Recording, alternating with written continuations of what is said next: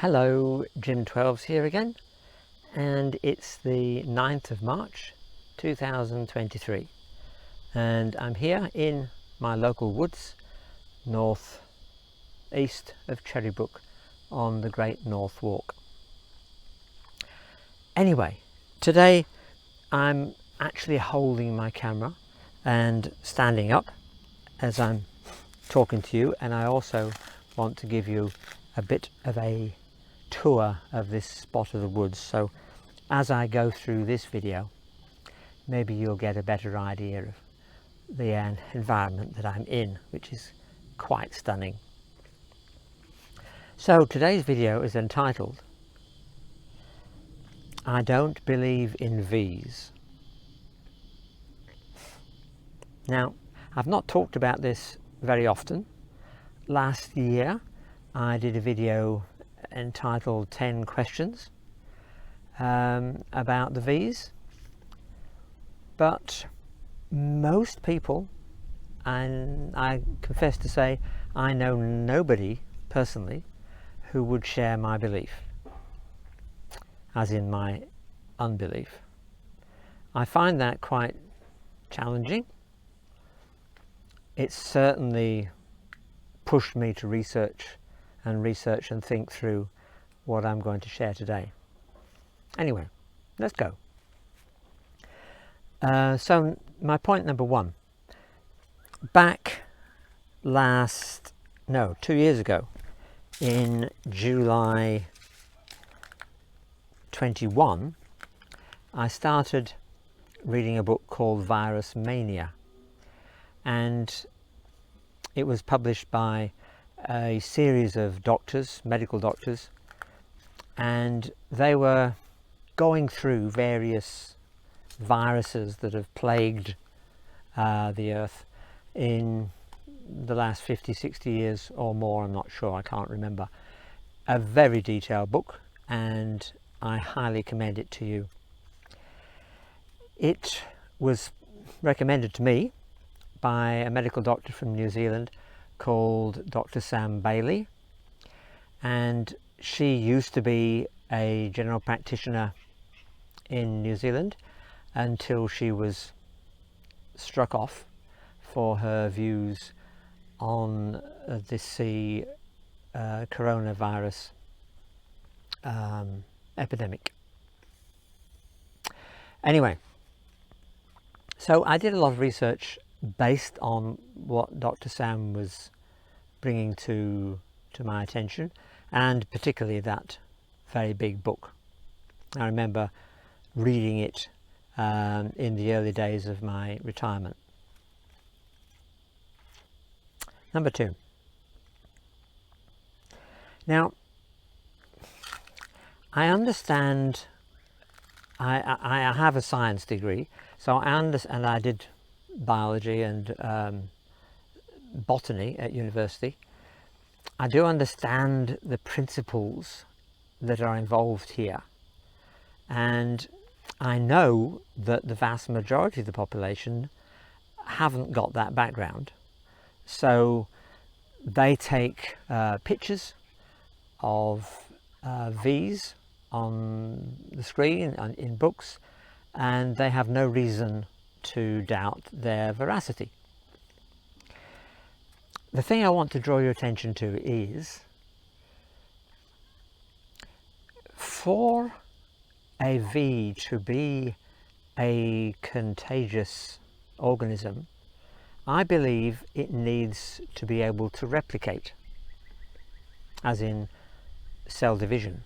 The nucleus divides, 2 cells, then they divide, and off we go, and it becomes many more. It spreads. Well, to my knowledge, the V has never been shown to be a single-celled organism. It's too small for that, far too small, they say. And has it got viability on its own? In other words, if it could be isolated, and I don't believe it has been, if it could be, could it self-replicate? I don't believe it can. So my point of view is that these V's, because they can't replicate, they can't cause illness. Bacteria and fungi, which I'm sure we all know about, we see them growing on stale bread, for example, and they replicate okay. They are using the decaying organic matter as a food, and they're growing very prolifically. I know that our gut, for example, is replete with organisms, bacteria, all there by purpose and design to digest the food that we're taking in. And if we didn't have all those bacteria, those healthy bacteria, we would be very, very sick. So bacteria can be good. Let me go on now to number 3, which I'll describe as, where have all these diseases focused? They've focused on the lungs, on the airways, on our throat, and breathing problems, pulmonary problems, sore throats, cold, as in a load of mucus coming out of our throat and nose, sinus infections, severe versions of this you would call flu, where the body is really fighting to get rid of something. Now, what is it that it's trying to get rid of? I would argue when our body is in that state of stress, it's detoxifying, it's seeking to get rid of toxic material, and this is how it does it, by all these symptoms. Or it could be our immune system that is fighting the infection of whatever it is, or fighting something, and it's taking an awful lot of energy and activity. Therefore we feel absolutely awful because our immune system is working overtime to get rid of the toxins, get rid of whatever it is that the immune system is seeking to defend us from. Number 4. I would argue that one of the most important things we should do at any stage in our life is to build up our immune system. I don't think our immune system gets a very good rap. It actually is so important. It's a personal armory, a personal defense system, and the ways to improve the quality of our immune system are numerous. Let me just highlight a few. I remember as a youngster, a young lad, I would delight to play in the dirt. And I've heard many a mum say that when their children would play in the dirt, and sometimes they would get that in their system, eat it on their fingers, etc., their actual immune system was being, if you like, primed.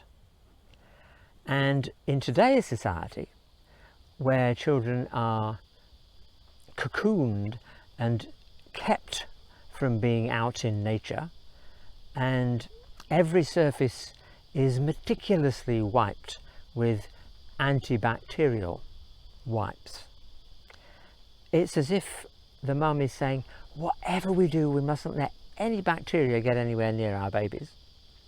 But actually, that's actually really good for their immune system. Breast milk, with its attendant potential bacteria, is another way of pump priming the baby's immune system. So go for it. I'm all for the natural. A healthy diet, and by that I mean one really low in processed foods. Anything that is heavily starch or sugar based, refined sugar, is no good for our digestive system. We need a balanced, healthy diet of fresh food and vegetables. I think we need good exercise. We need the open air, we need sunshine, vitamin D. All these are so important for a healthy immune system. And while I'm on a healthy immune system, may I mention a healthy psychology? Because if we don't have a healthy psychology, I'm sorry, but we'll be prone to attack. Biological attack, I'm talking about. So whatever we do, let's get psychologically healthy. Number 5. I've seen so many reports, and also logic tells me that masks don't work. I've seen no evidence that masks have done anything to improve the situation of the coronavirus situation. There are innumerable gaps around the mask. I'm told that the V is submicroscopic, in other words, can't be seen with an ordinary microscope and would need an electron microscope to see one. If they're airborne, they would get through a cloth mask anyway. Some people wear 3 masks, one on top of another, and still there's a gap around the edge. What I would wear a mask for is if I was in a dusty situation, sawing with an electric saw in a confined space, for example, or if there was a whole bunch of smoke, or if there was a whole bunch of pollen I didn't want to get into my airways, because I would have come out with some reaction, some allergic reaction, what do we call it? Hay fever. So that's what I would use a mask for. The experimental drug injections, the makers never tested to see if it would stop transmission, and it doesn't. And also the data has proven that it doesn't prevent infection. So, but what does it do?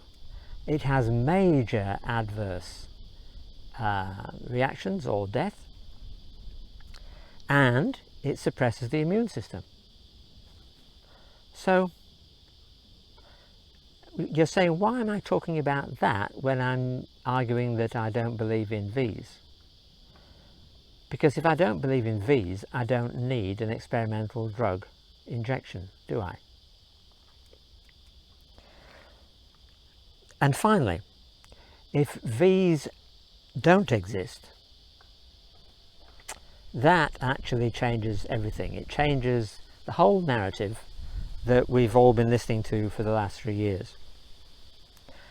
Our leadership in our country doesn't need the World Health Organization to tell it anything, frankly. We don't need multinational pharmaceutical companies to devise, create, invent new experimental drugs if there are no V's. That would save billions.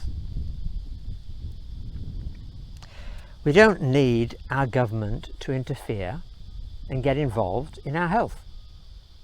We, as civilized human beings, adults, should be able to look after ourselves and our children. We're intelligent, we can read, we can understand, We do what it takes.